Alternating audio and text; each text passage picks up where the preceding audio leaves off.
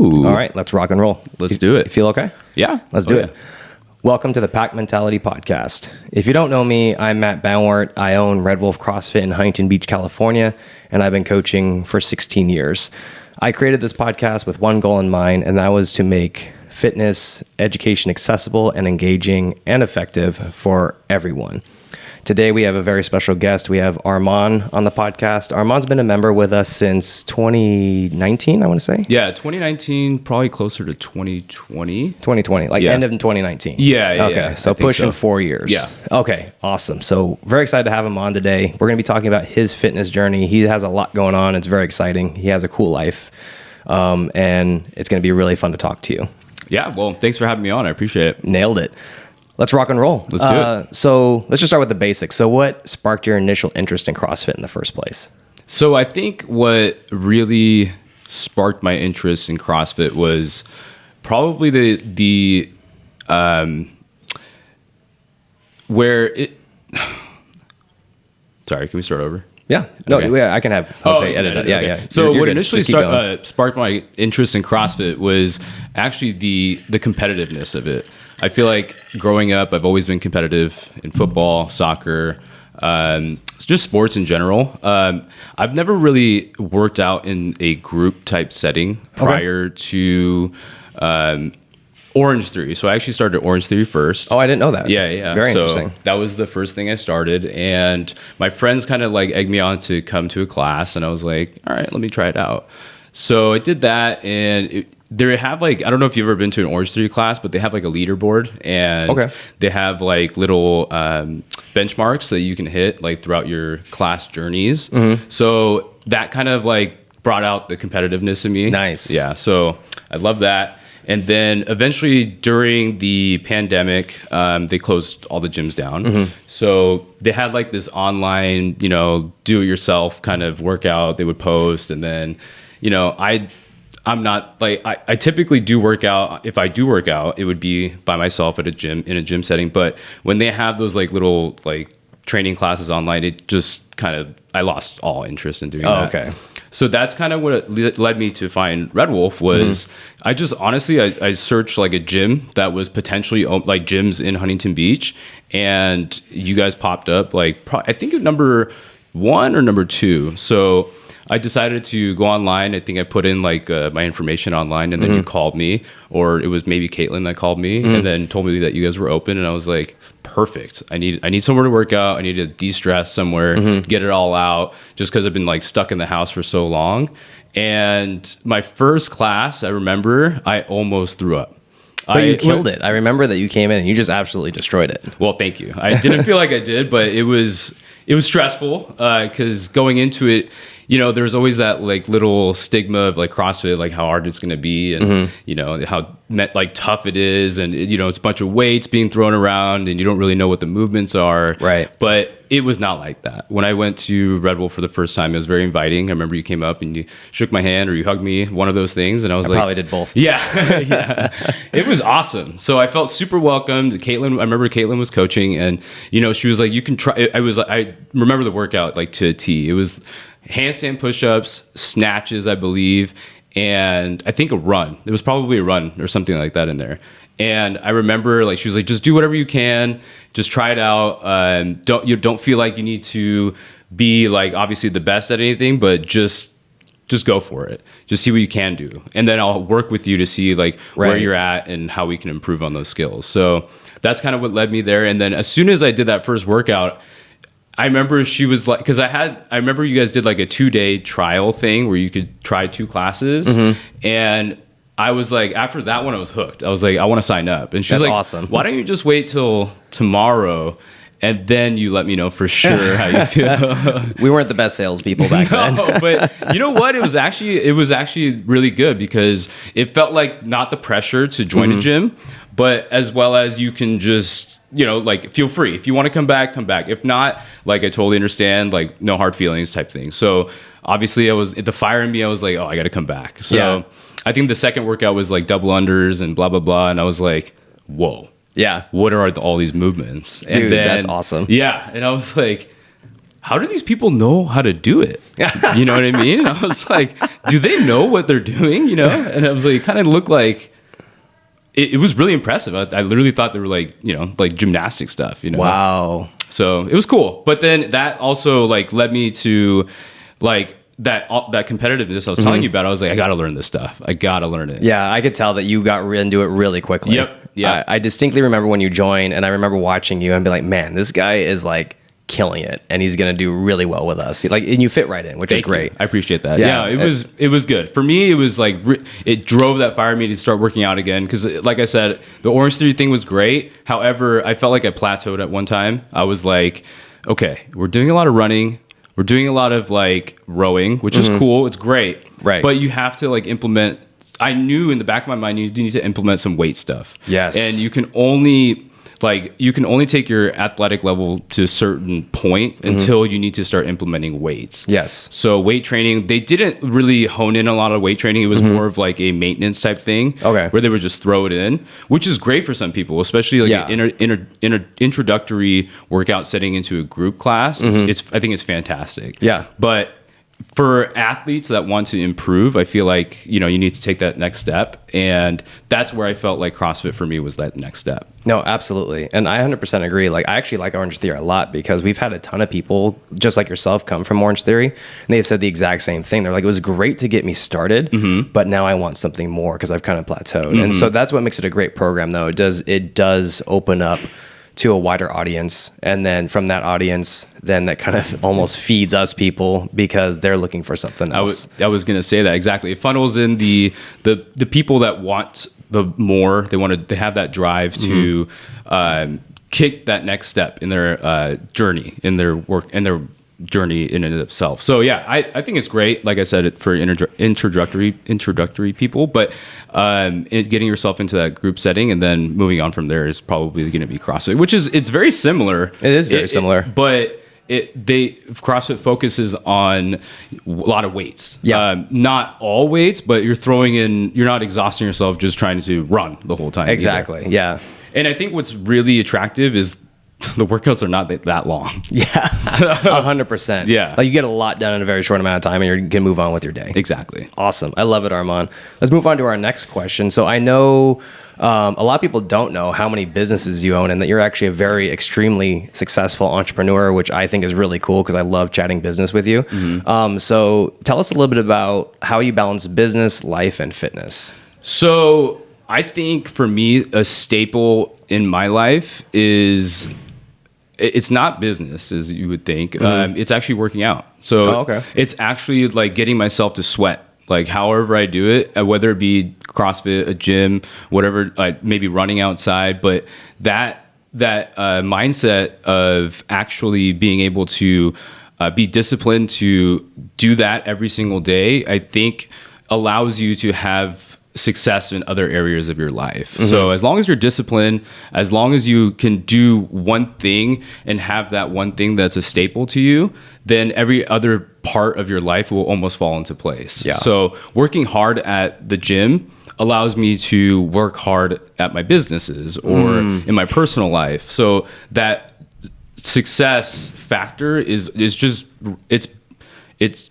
based on a driving factor of wanting to have more in the gym, as well as being able, like, it's like that competitiveness. It comes back to that. It's just wanting to compete and also be able to be able to communicate with others, like in all aspects. So being that at the gym or at home, it helps me there. So I think like having that staple working out is a big driving factor for me. Yeah, that's awesome. It kind of sounds like that, you know, if you take care of your fitness first, it kind of just pours over to the rest of your life. 100%. And you hear that, I think you hear that cliche a lot. It is, but it's for a reason, right? Exactly. Yeah. And it doesn't really, if you do it every day, you don't really like think about it all too often. Like even you just bringing it up now, it kind of like, oh wow, yeah, it kind of does. But it makes me like, you have to like kind of think about it and like, what is it that I do every single day? It's obviously work, but sometimes for people, work is just monotonous, you know? But having a business, you need to be on your feet and you need to be mentally prepared every single day going in. It's like a battle. essentially. Oh yeah, 100%. So, as a business owner, there's always those trials and tribulations that either you can succeed from those, or sometimes it'll kick you down. But it's just a matter of like how you get back up and how you keep going. And that, I feel like that's what happens with me in every single workout, is I feel defeated. That's extreme. That's a great point.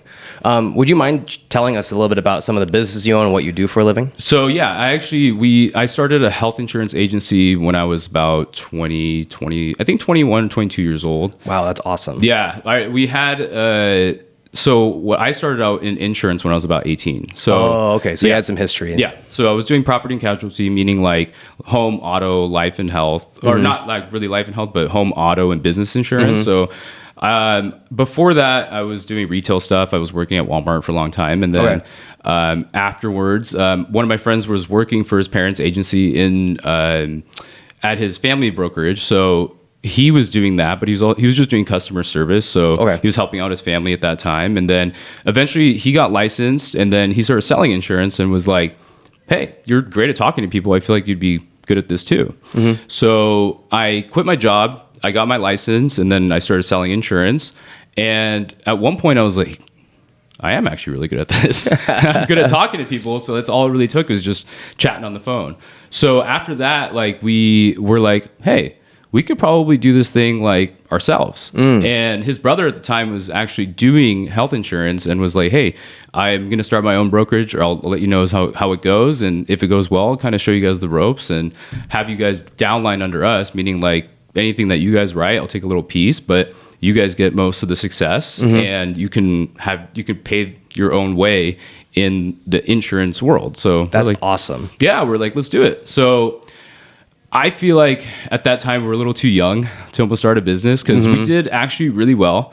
Our first year we were crushing, like absolutely crushing it. And we grew really quick. However, we don't know at that point, when you're that young, how to manage money. Yeah. So that's a good point. So we made all that money, but we also spent. We spent it all. Yeah, we spent it all. And starting a business with your friend is number one, very hard. But number two, you're gonna get to those low points in your business and your life that you feel like, wow, like it's a struggle, because communication is everything when you're starting a business with someone, as well as maintaining that business. And when you have employees, you don't really know how to talk to them, because you're new. Everything is new. Everything is new for you, especially if it's your first business. So it was going well, and then it didn't. Eventually, we had to close up shop, and then we kind of started from ground zero. We did it again, and I actually partnered with his brother, and we were really successful, and now that's what I do now. So we have a health insurance business, and we do just individual health insurance, meaning for like families, as well as just not in a group setting, so not for people that have like group insurance. So I also own a tattoo shop. Yes, this is what I wanted to hear too. Like a lot of people don't know this. So what's the name of your tattoo shop? The name of the tattoo shop is South County Tattoo. It's in Laguna Hills. There you go, everybody. Yeah. So that I was able to. I got a really great opportunity. My friend was working in Huntington Beach here at Huntington Beach Tattoo, and then one night were like, let's open up our own shop. So we did that. A lot of people don't realize how hard it is to open up a shop. There's a lot of permits that you have to get. You have to get a landlord approval, which is not necessarily the easiest. Most people just don't want a tattoo shop in their building, which I couldn't understand why for the longest time. And I still actually don't. But it's because tattoos have such a stigma that come along with it. You think like biker dudes, you think drugs and blah, blah, blah. And it's obviously that's not the case. There's very, very successful people, obviously, with tattoos. But yeah, so I was able to start the shop in 2018, and it's 2023 now. So it's been like 5 years or so. And that's really cool. We expanded in 2021, which is great. And here we are. So it's been good. Like, luckily, knock on wood, it's been successful, and able to, able to do the finances there as well as, have the insurance business as well. And it's been great for me. So, dude, that's great. Yeah. That's such a great story. Thank you so much for sharing that, Arman. Yeah, A lot of people course. don't know that about you. Yeah, so, of course. There you go. If you need some tattoos, talk to Arman. He's got some sweet tattoos. Yeah, come by the shop. We're always open. Yeah, FYI, Caitlin, that's where she got her tattoos. So, next question. So, let's kind of pivot back to the gym. So, what keeps you coming back to Red Wolf? So, we kind of went over your origin. What keeps you coming back? What keeps me coming back, honestly, like people ask me, why do you go to the gym at 12? It's realistically like the core group of people that come to the afternoon class, and honestly any other class, but they're now my really good friends. Yeah. I've made really good friends at the noon class, and we continue to hang out outside the gym. We take trips together. They met my now wife. I met her through the gym. Oh, yeah, that's true. I forgot about that. So it's honestly been such a great experience, and what keeps me coming back specifically is the people. I know people think that I know that CrossFit has kind of the stigma that comes along with it, being that it's very difficult. It's going to be, very challenging, and it is. It for sure is, but it doesn't need to be like that.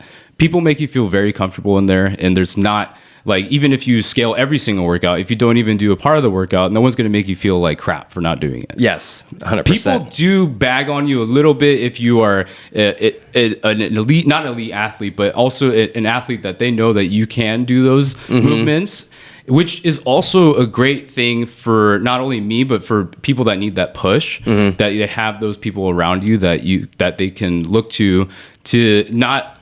Sometimes you don't know that you need that push. Oh yeah, absolutely. Like it's a very friendly, hey, we're here to push each other outside of our comfort zones. Exactly. We know what you're capable of. Exactly. Don't hold yourself back. Exactly. Yeah, it's a very friendly push. And it's you see someone doing let's say RX plus or RX or doing those movements that you want to do and you can do, but you don't necessarily feel like doing it that day.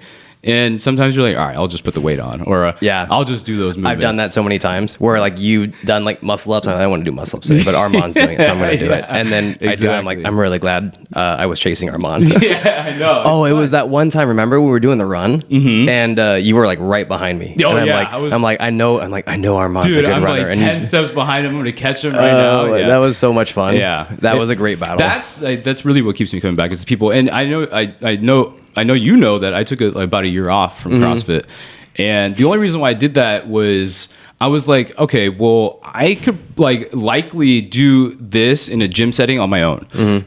That didn't work at all. I went to a commercial gym and just I ran, I lifted some weights, and it was just not the same experience at all. What made it so difficult? It was number one working out by myself, but I feel like everyone needs a coach, whether it be a coach in business, a life coach, somebody that's telling you that you can do what you think that you can't do, and pushing you. That's really good. It pushing you to get to that next level, not necessarily where you want to, because everyone I feel has a goal in fitness, and whether that be losing weight, gaining muscle, I want to increase my stamina, whatever that goal may be, I feel it's very hard to get there without a coach. Yeah. So it's definitely the coaching that brought me back, the people, and how inviting it was for me to just come back, and everyone was so welcoming. I was it was great to have you back, by the way. Thank you. I appreciate that. Yeah, it's really, I love it. And now I'm here 5 days a week, 6 days a week. You're here all the time. Yeah. So I typically, even if I do miss a day, I know it's going to be one of those crazy cardio days. So. But I'm back consistently, and I love it. Yeah. You are there all the time. You do a great job. It's always fun to have you at the class. And honestly, I feel not only for my maintenance in terms of my mental health, it's more keeping the fat off, and it inspires me to not only eat better, but I still have those mental goals that I want to achieve, and I know by just consistency is that's how I'm going to get there. That's awesome. Yeah. So and I love it. That's why I keep coming back. So awesome. Well, tell us a little bit about what goals you have. I would say the main goal for me is just because I had board shorts that used to fit me at one point, and I was dude. After a year taking off, I was dude, I got to get back. I got to get back. Oh, yeah. Got to get back. It was fitting in those board shorts. And actually recently when I put them on, it fit. So it felt good. And I know just being in a gym setting for so long that it's not necessarily just the weight they need to lose. It's also gaining muscle that eventually you would lose that weight by just gaining that muscle too. Oh, yeah. Great point. Yeah, you're shedding the fat just by implementing the weights and, gaining muscle. Eventually, like, you're burning fat. So it was, for me, a fat loss goal. Okay. I did hit that, but it's not going to be, because it's not going to be enough for me, because I've always gotten to a point where mentally I've hit these goals and I'm like, I don't need to like work out that often anymore. Yeah. I could just, if I just go like 1 or 2 times a week, I just maintain and eat good, which is true to a certain extent. Yeah. However, like, for me, it's not enough. I gotta push past that point where it's that barrier mentally that you have that you can. And if I just keep doing what I'm doing, eventually, like, it's gonna happen. But also eating right is a big part of it. So I try to focus on that. And obviously I'm not perfect. So we have those weekends where we binge and have, like, we eat pizza or In-N-Out, whatever it is. But it's more of a consistency thing for me. So as long as I'm consistent with it, eventually I'm gonna hit those goals whenever it is. Yeah. But I don't have a timeline. So I think for me, like, the biggest thing was like always having a timeline to hit these goals. And if I do, I can back off. Now that I don't, it's just a consistency thing for me. So just to keep coming back. Yeah, and that's a great point. I think a lot of times people do set goals, and then once they get there, sometimes the goal is actually too low for them, and then they take their gas, they take their foot off the gas pedal, and then when you play the long game, it's like, well, I'm going to be doing this for the rest of my life, so I might as well just keep going and go and do as much as I can. And I think that's the biggest thing too. Is I feel like people like they come into the gym, they have a goal. Either they don't hit it and they get really upset about it, or they get bummed. And it's not anything that like anyone else is doing. It's really what they're doing inside the gym and outside the gym. Right. But also having that goal and hitting it and then just backing off of it. And without like you said, keeping the foot on the gas, like, you need to keep doing that throughout your life. And if you implement fitness as a part of your life, then everything else will like just fall into place however it comes. But just keeping that staple inside your life of just maintaining a workout 3 times, 4 times a week is very important. That's awesome. That's extremely well said. Thank you so much for that. Next question. So how has CrossFit, we kind of already touched on this a little bit, but I kind of want to go deeper into it. So how has CrossFit influenced other areas of your life? So I think, like, just like I said, like, having that that routine of just coming to the gym every day, it's impacted. It's given me a better outlook on different areas of my life, in the sense of like, okay, well, I can do this every day. I can also do other things that I want to do every single day and hit those goals, whether it be, like I said, in business or in my personal life. It just gives me like a staple to come to, and knowing that I can do it, I can also do anything outside of it. So as long as I like just keep pushing every single day, like keeping that consistency there will allow me to succeed in any other area. If I wanted to start another business, or, if I wanted to be closer with my family, as long as I just keep that consistency there, whether it be reaching out or, wanting to do this, but, I don't know how to, speak Spanish, or I want to start learning. As long as I do it every day, like, eventually it's going to come. No, that's a great point. So, it's funny that, like, just people underestimate how much just a little bit every day goes a long way. Exactly. Effort. Yeah. Effort is really it. Awesome. Last question before we start to wrap things up is, what would you tell someone who's hesitant to try CrossFit for the first time? Try it. I like that. You just got to try it. And like I said, there is a stigma, and it sucks because, like, it is hard. I can't say it's not hard, but you don't have to do everything that everyone else is doing. Yeah. You can do not your own thing, follow the programming, follow the recipe or the prescription that they're prescribing you. And eventually, like, you're going to get there. I didn't know how to do double unders coming into the gym, but I practiced You did. every single day until, like, I was able to string together 5, 6, and then again to 10, and then 10 to 20, 10 to 40 to 50. And are they perfect? No, but you still work on them, like, all the time. Could I do muscle ups? No. Handstand walks? No. That was the biggest thing for me, was like just being able to like do one of those movements one time, and then you can work on that. So don't be afraid to try it. I feel like I've been trying to get my wife to try it for so long. She has no interest in it at all. Because she in the back of her mind, she's like, oh, you guys, those weights and whatever you guys are doing is crazy. And I'm like, it's not that bad. It's actually not. It's not. It's one thing to see it on like the social media and the YouTube and everything. And then once you actually step into a gym and you see the levels that we're all at, the majority of people are just your everyday people, just looking to get fitter, gain muscle, lose fat, feel better. and then increase their longevity. Yeah, exactly. And I think when I saw that documentary before I actually started doing CrossFit, was that the world's fittest people or whatever documentary. It's like the CrossFit Games, and I was like, geez, what are these guys doing? And that looks really interesting for me, but for most people that's really off-putting, I feel like. But like you're like, wow, these guys are really fit. Like that's it takes a lot to do that stuff. Yeah. However, like just being like knowing that you can do like maybe a third of the movements, even if you could do like just air squats.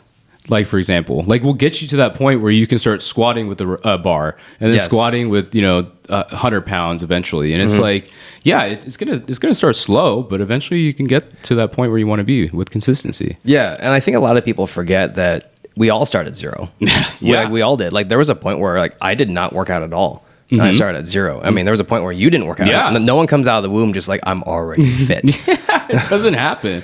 It doesn't happen. That's with anything really. Because I mean, you just got to start like with you just got to have the